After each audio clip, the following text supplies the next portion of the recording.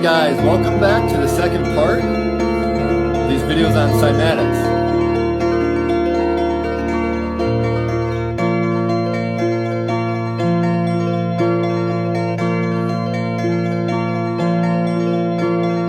We are going to do a quick recap.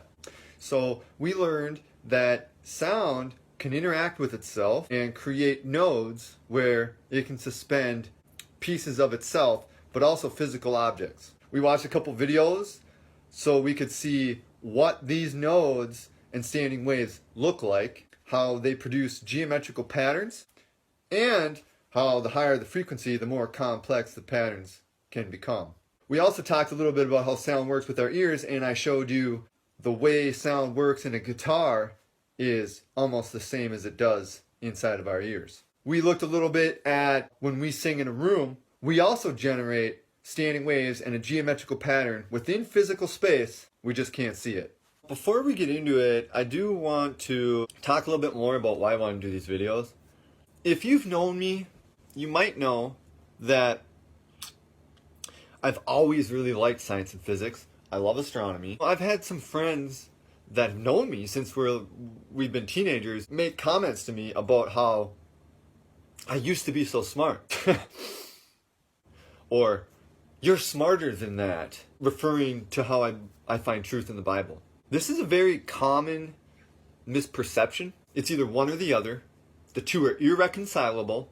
By the way, if you believe the Bible side, then you're kind of an idiot. Nothing could be further from the truth. There's a real good reason as to why this is. One, we've been taught it. But two, there's not a lot of people that know depth to science and physics and know depth to the Bible and God. Most people who know a lot about science and physics don't know much about the Bible. Most people who know a lot about the Bible don't know much about science and physics. Not only that, but a lot of people, quite honestly, don't know much about either. In order to understand that these things, in fact, do go together, it does take some intelligence. It takes some knowledge about both subjects. When it comes down to it, this isn't about being intelligent. It's about being ignorant. What I mean by that is a lot of people who do have faith and have knowledge about the Bible, if they're confronted with somebody who has a lot of knowledge within science and physics, and that person says, what about this? How about that? Well, how do you explain this then? If we don't know, we can feel attacked. Perhaps our faith and our belief system is jeopardized. And so some people's response to that is to reject science and physics. And that is not what we should be doing. If we don't know about the Bible and God and how these things are actually describing what science and physics is saying, then we look at this and we say, well, yeah, but okay, well, look at this though. We can figure out this and this, and we know this and this. And so it's kind of silly to believe in that stuff because we don't know what that stuff really says. Let's start here and build on it. Genesis verse 3 and 4. God said, let there be light, and there was light. And God saw the light, that it was good, and God divided the light from the darkness. Let's drop the wording of God out of there just for a second. Current scientific theory says everything started from a single point and expanded outwards. When that first happened, there was nothing but energy. Let's look at this now again from that verse. God says, let there be light.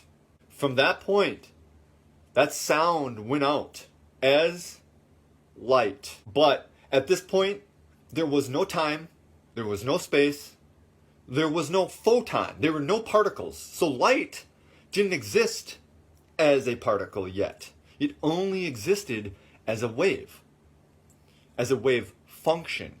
Everything was pure energy and possibility. So, light goes out. It's only energy. There's no particles. There's no space. There's no time. Bounces back, interacts with itself. The first standing waves are created. What do standing waves do? They suspend the light into individual locations. Everything that you see, including the smallest particles within your own body are actually moving at the speed of light right now. But when they're suspended within a node, they slow down. And therefore, some of the speed is trapped in those nodes, and that is what creates space and time. I have a couple verses I want to read to you that will further corroborate that God is telling us this is in fact what he used to do this. Isaiah 48:13. Surely my hand founded the earth, and my right hand spread out the heavens. When I call to them, they stand together. Psalm 33:9. For he spoke, and it was done. He commanded, and it stood fast. For he spoke, and it was done. He commanded, and it stood fast. Now, hopefully some of you are saying, okay, that makes sense.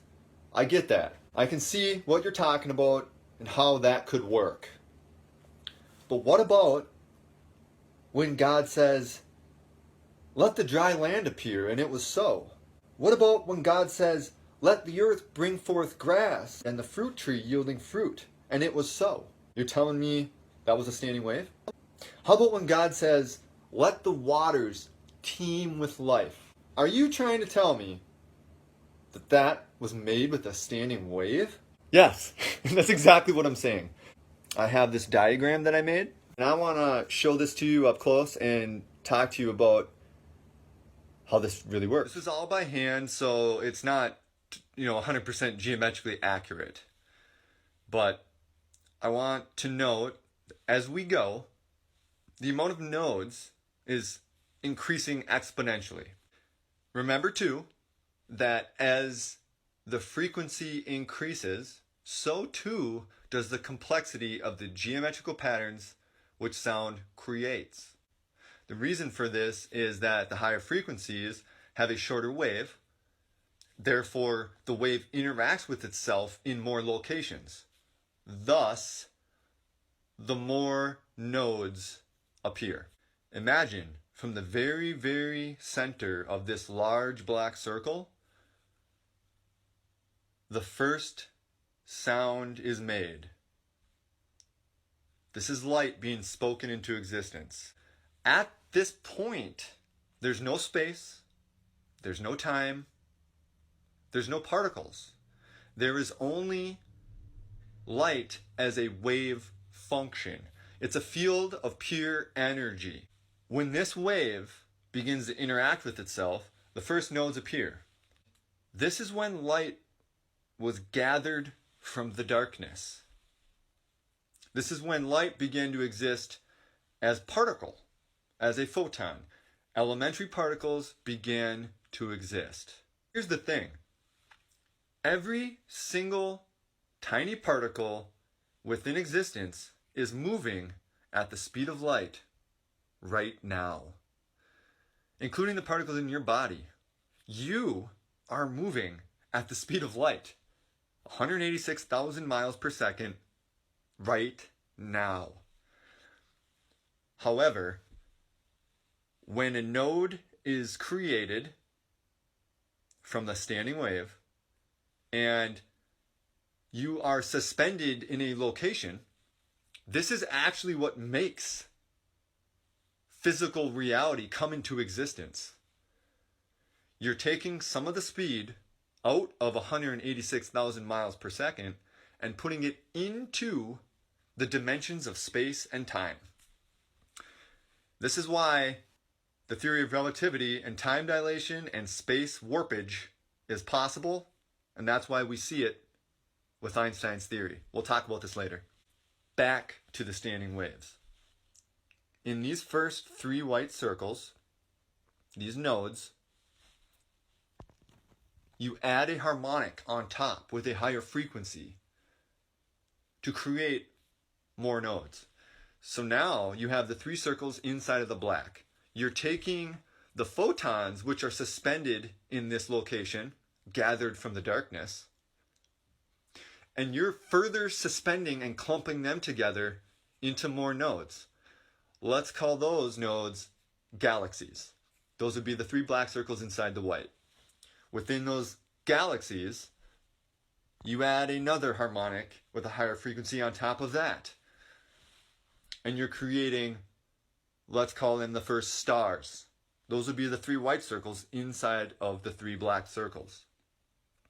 You repeat this process of adding more harmonics and at a higher frequency within each node to create the complexity of matter within physical space and time. So maybe you saw that and you're thinking, okay, I see how you're saying it's possible, but I'm still not buying that it's actually a true representation of how things were created. As you go further into the depth of that picture, things increase exponentially, but yet they always look the same. You have 3 circles inside of 1 circle. You zoom in, you have 3 circles inside of 1 circle. You zoom in, you have 3 circles. This is called a fractal. What this is it is a self-repeating, self-referencing pictorial that actually goes on for infinity.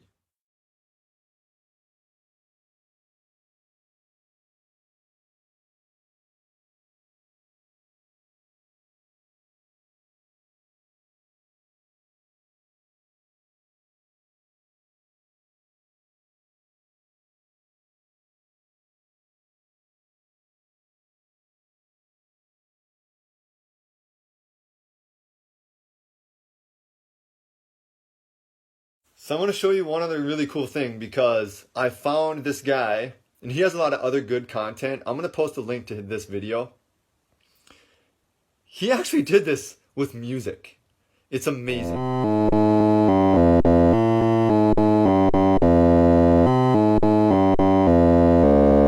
So this kind of crappy synth sound is playing the first 4 measures of Smash Mouth's All-Star. If we look at the piano roll, we see that it's actually made up of MIDI data comprising 16,515 individual notes whizzing by at thousands of notes per second. We can zoom in closer, so to speak, using this feature in Ableton Live, which lets you have the tempo of a MIDI clip. So now let's listen to this, but exponentially slower every time.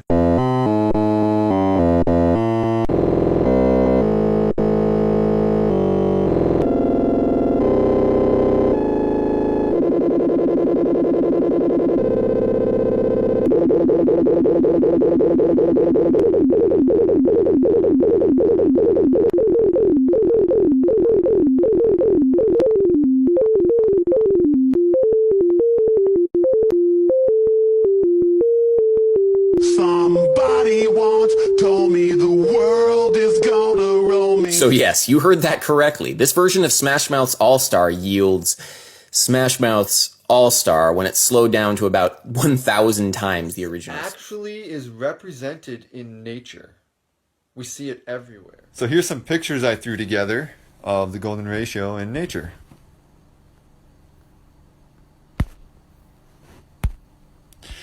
That one I wanted to show you too, because look, this is obviously kind of like somebody else made a diagram that like sort of showing exactly what I'm trying to show you with my diagram.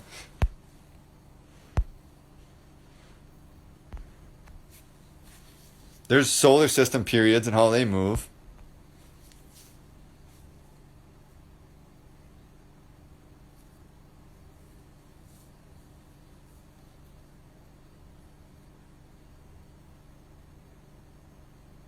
Flowers, shells.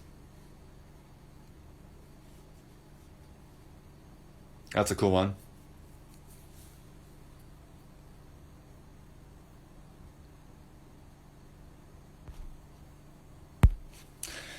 This is a cool one too because somebody did this with frequencies of light and sound. They made a diagram. It's kind of sweet that I found that.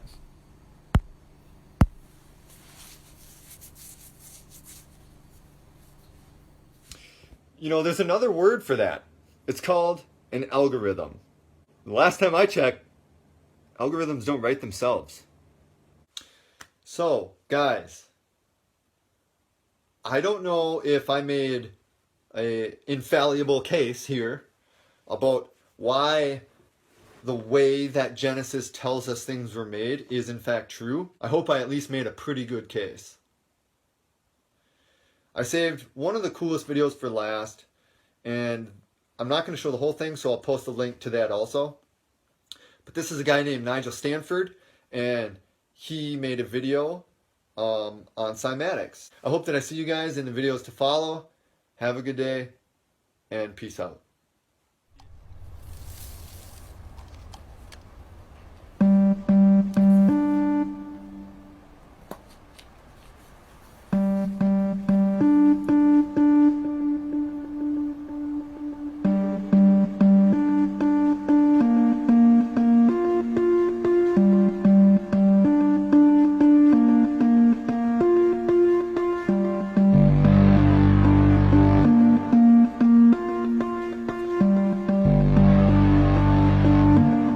In the beginning, God created the heaven and the earth.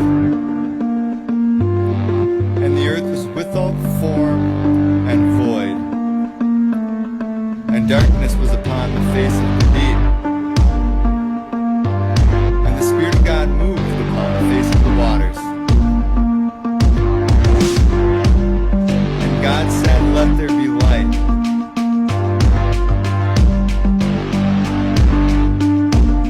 There was light.